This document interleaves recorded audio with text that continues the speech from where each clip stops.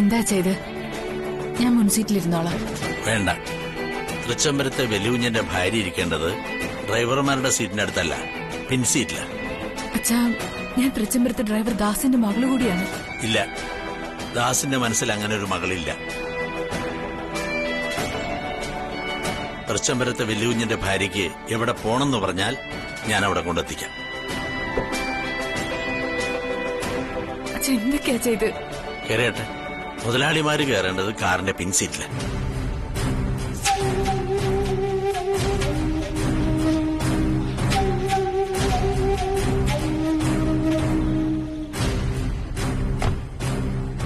ശരി, അച്ഛൻ പറഞ്ഞതുപോലെ ഇനി മുതൽ ഞാൻ മുതലാളിയാ.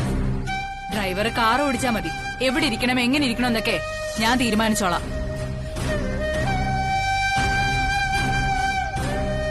ഡ്രൈവർ കാർ എടുക്ക്.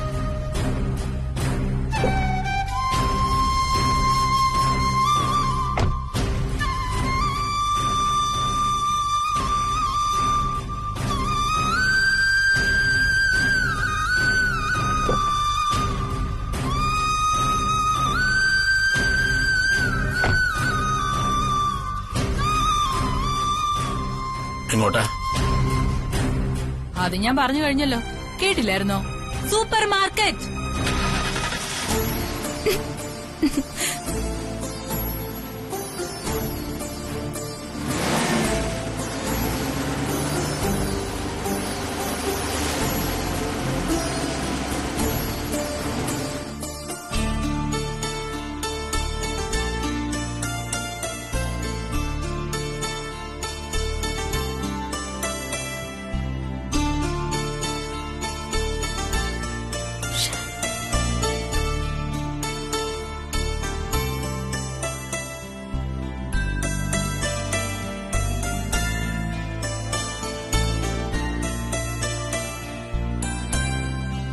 ദിവ്യ നിൽക്ക്. ആ കോഫി ഇങ്ങെടുക്ക്. ആന്റിക്ക് ഞാൻ കൊണ്ടേ കൊടുത്തോളാം. ശരി മാഡം.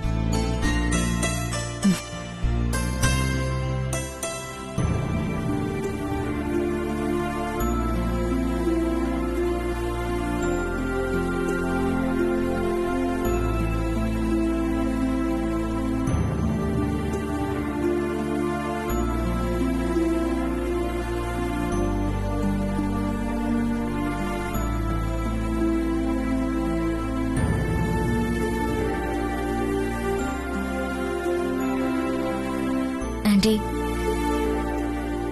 കോഫി. നിന്നോടാരാ കോഫി ആവശ്യപ്പെട്ടത്? അവരവരുടെ ജോലി ചെയ്താൽ മതി. ഒരു മരുമകൾ എന്ന നിലയിൽ എന്റെ കടമയാണ് ഞാൻ ചെയ്തത്.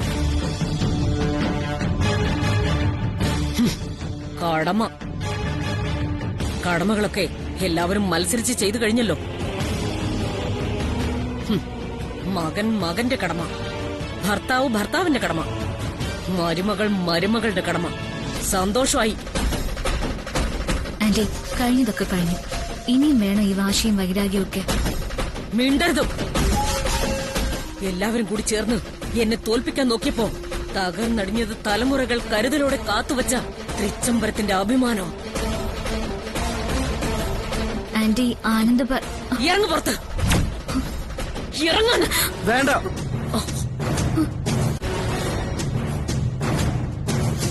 അങ്ങനെ അടിച്ചിറക്കാനേ ഇവിടെ തൃച്ചംബരത്തേക്ക് ഓട് പൊട്ടിച്ച് വന്നവളൊന്നുമല്ല. എനിക്കിഷ്ടമില്ലാതിരുന്നിട്ടും എല്ലാരും കൂടി നിർബന്ധിച്ച് എന്നെ കൊണ്ട് താലി കെട്ടിച്ച എന്റെ പെണ്ണ. ഇപ്പൊ തൃച്ചംബരത്ത് അരവിന്ദ് കൃഷ്ണന്റെ ഭാര്യ.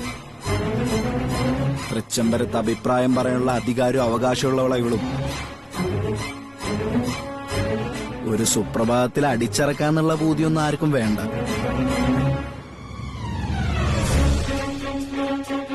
നീ എന്നോട് വാദിച്ചത് ഈ അമ്മായിമ്മയ്ക്ക് വേണ്ടിയെന്ന് ഓർക്കുമ്പോ നിനക്ക് ലജ്ജ തോന്നില്ലേ? തൃച്ചംബരത്ത് ആർക്ക് എന്ത് അവകാശമെന്ന് തീരുമാനിക്കുന്നത് ഞാനാ. എന്റെ വാക്ക് കേട്ട് നിൽക്കുന്നവർ മതി തൃച്ചംബരത്ത്. അല്ലാത്തവർക്ക് ദേ ഇപ്പൊ ഇവിടുന്ന് ഇറങ്ങാം. Get out.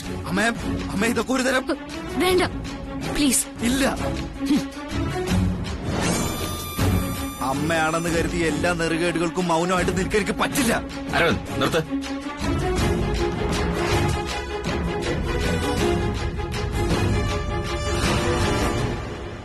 അച്ഛ ഈ അമ്മ പറയുന്നത് നിർത്താനാ പറഞ്ഞത്.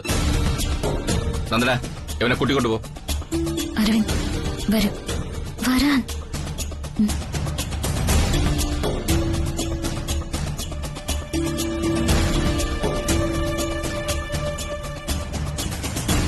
എല്ലാവരെയും അടിച്ചിറക്കിയിട്ട് നീ ഇവിടെ ഏകാന്തവാസം നടത്തി എന്ത് നേടാന്നാ നിന്റെ ഉദ്ദേശം?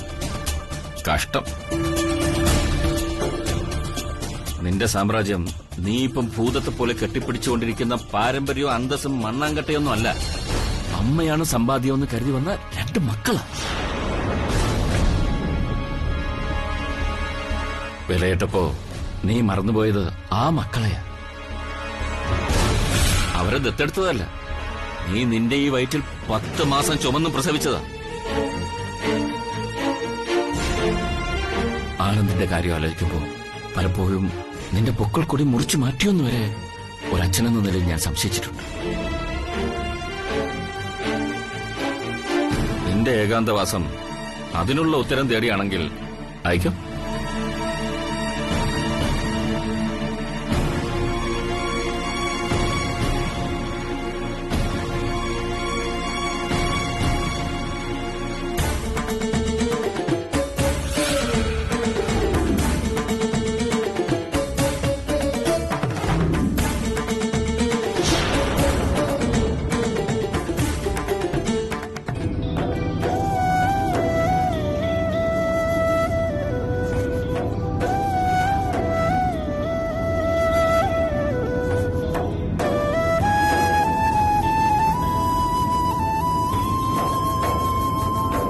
അച്ഛാ,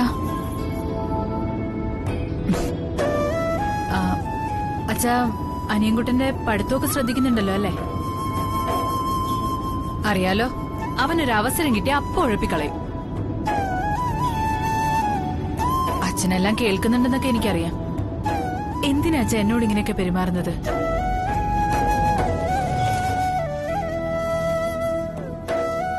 എന്റെയും മകന്റെ വിശേഷങ്ങളൊന്നും ചോദിക്കണ്ട. എന്നെ തൃച്ചംബരത്തെ ഡ്രൈവറായി മാത്രം കണ്ടാൽ മതി. അല്ലാതെ നമ്മൾ തമ്മിൽ വേറെ ബന്ധമൊന്നുമില്ല. തൃച്ചംബരത്തെ വലിയ കുഞ്ഞിന്റെ ഭാര്യയെ പോകേണ്ട സ്ഥലത്ത് പോയി തിരിച്ചെത്തിക്കുക, അതാണ് എന്റെ ജോലി. മറ്റു കുശലാന്വേഷണങ്ങളൊന്നും വേണ്ട. മനസ്സിലായല്ലോ?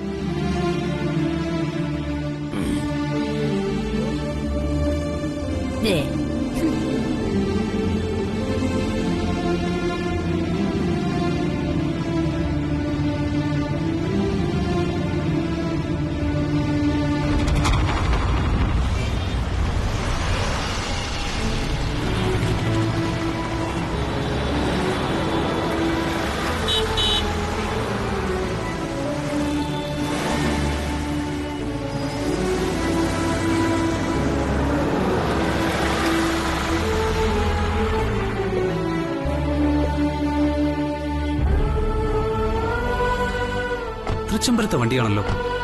വന്നേ.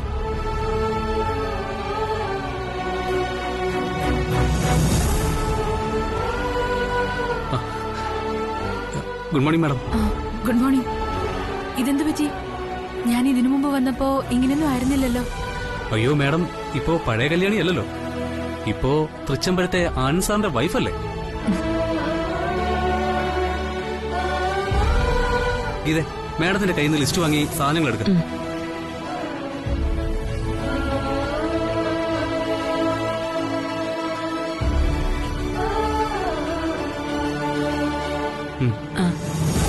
മാഡം കാറിലിരുന്നാ മതി. സാധനങ്ങൾ ഇവിടെ കൊണ്ടുവന്ന് കാറിൽ വെച്ച് തരും. ഇതേ മാഡത്തിന് ജ്യൂസ് കൊണ്ട് കൊടുക്കും. ശരി.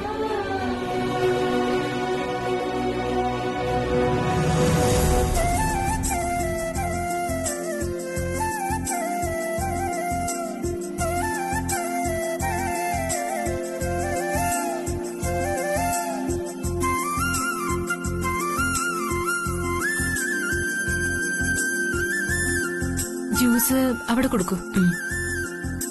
എനിക്ക് വേണ്ട കുഞ്ഞ്. ശീലമില്ലാത്തതൊന്നും എന്റെ ശരീരത്തിന് പിടിക്കില്ല.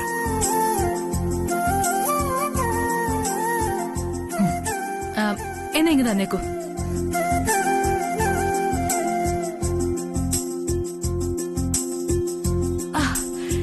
എന്താ നല്ല ജ്യൂസ്.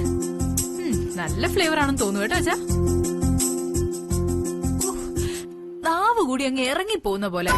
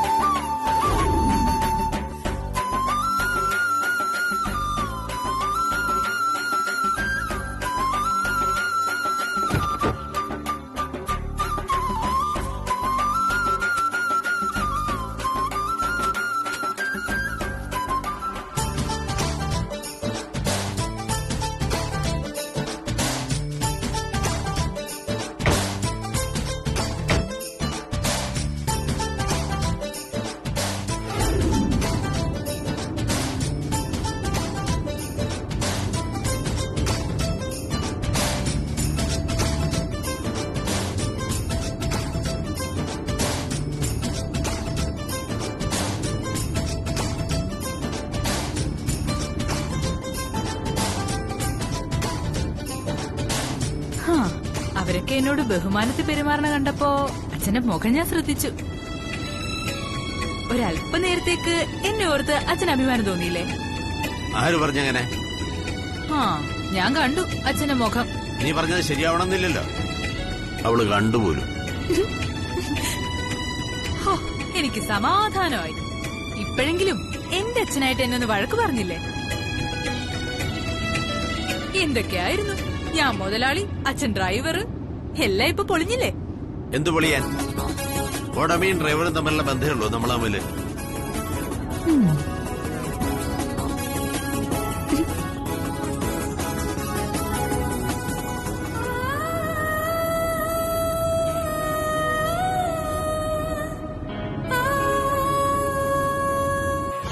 പ്രിയങ്കെ, നിന്റെ ഒരു ഒറ്റ കത്തുകൊണ്ട് തൃച്ചംബരത്ത് അഖിലാണ്ടേശ്വരി അങ്ങനെ ഏകാന്തവാസം അവസാനിപ്പിച്ച് പുറത്തേക്ക് ഇറങ്ങി.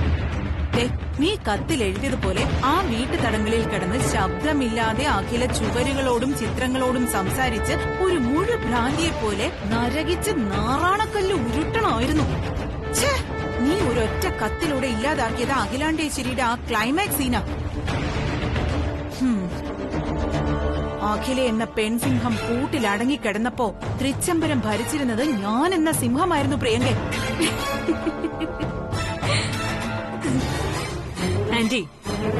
ആന്റിക്ക് ചേരില്ല പെൺസിംഹം എന്ന വാക്ക്.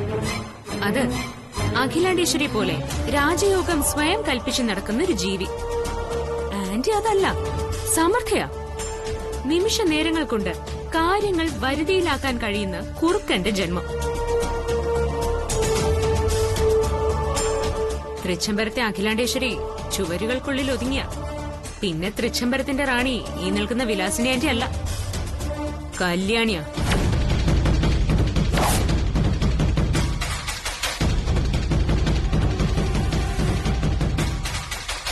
പ്രിയങ്കേ, അതെ ആന്റി, അവളുടെ കയ്യിലാ ആ രാജമുദ്ര. രാജമുദ്രയോ?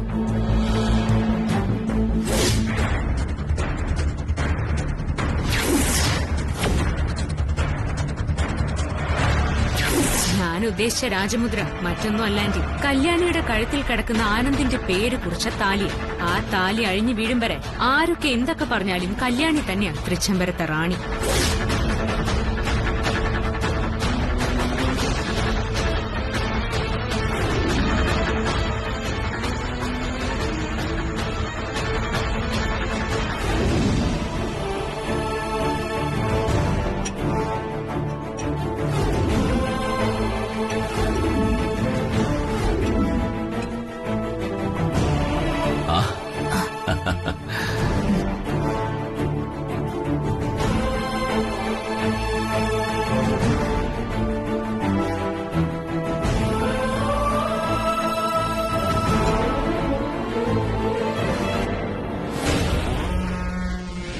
വിലാസിനി, അഖിലേക്കുള്ള ഭക്ഷണം റൂമിലെത്തിച്ചായിരുന്നു.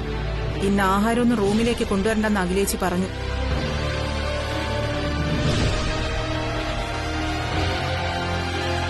ചേച്ചി ഇവിടെ വന്ന് കഴിച്ചോളാന്ന്.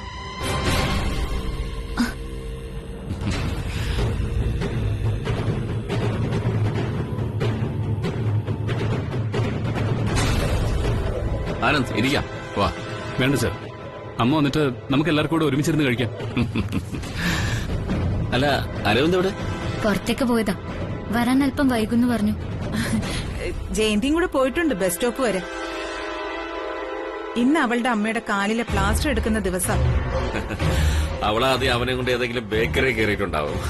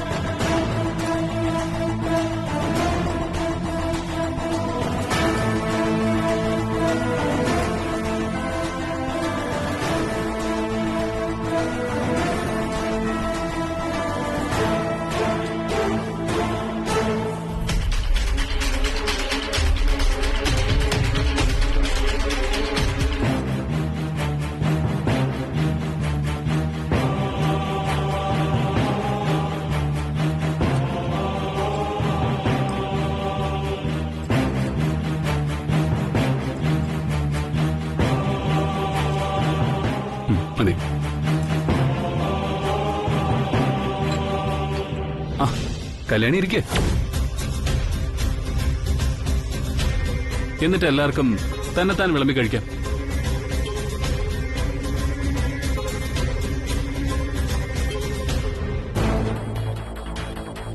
ആ ഇരിക്കു കല്യാണി, ഇരിക്കേ.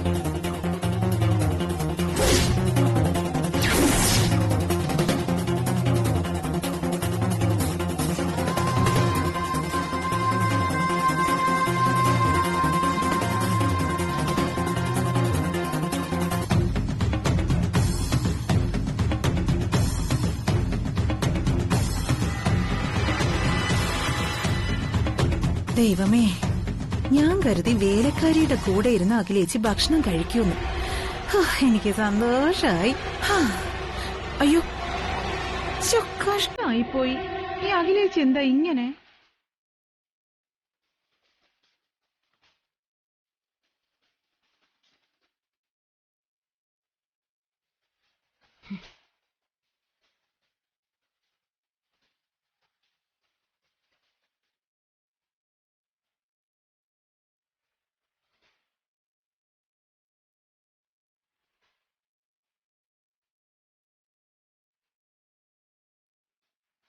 ആനന്ദേ,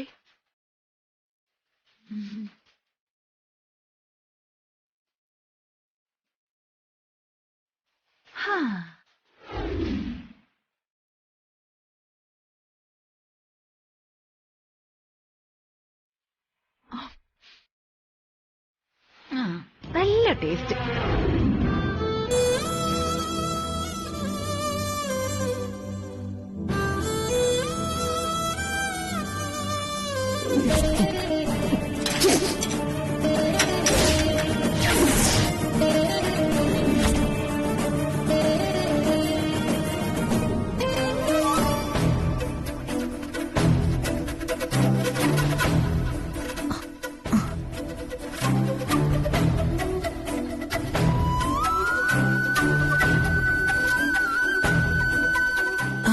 ഇതിനിടയ്ക്ക് വല്യുവിന് എവിടെ പോയതാ?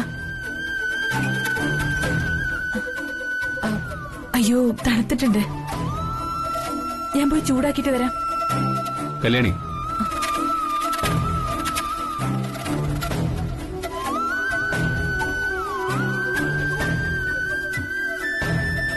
നീ കരയായിരുന്നല്ലേ? കരയാനോ? വലിയ എന്തൊക്കെയായി പറയണേ? ഞാനെന്തിനാ വെറുതെ കരയണേ? ഈ കണ്ണുകളുടെ കലക്കം നിനക്ക് എന്നിൽ നിന്ന് മറച്ചു വയ്ക്കാൻ കഴിയും.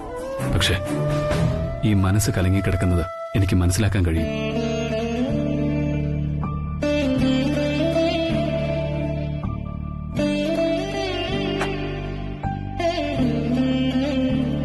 അമ്മ ആഹാരം തട്ടിയെറിഞ്ഞത് നിന്നെ ഒരുപാട് വേദനിപ്പിച്ചു അല്ലേ? അങ്ങനെയൊന്നുമില്ല. എന്നാലും ആദ്യമായിട്ടാ അഖില മാഡം ആഹാരം തട്ടിയെറിയുന്നത്. അതിന് കാരണക്കാരി ഞാനാണെന്ന് ഓർക്കുമ്പോ ഒരു സങ്കടം. കല്യാണി, സങ്കടങ്ങൾ മാത്രം കൂട്ടായുള്ള ഈ മനസ്സിനെ വീണ്ടും സങ്കടപ്പെടുത്താനല്ല ഞാൻ നിന്നെ താലി കെട്ടിക്കൊണ്ടുവന്നത്. നമുക്കിവിടെ നിന്ന് മാറാൻ കല്യാണി.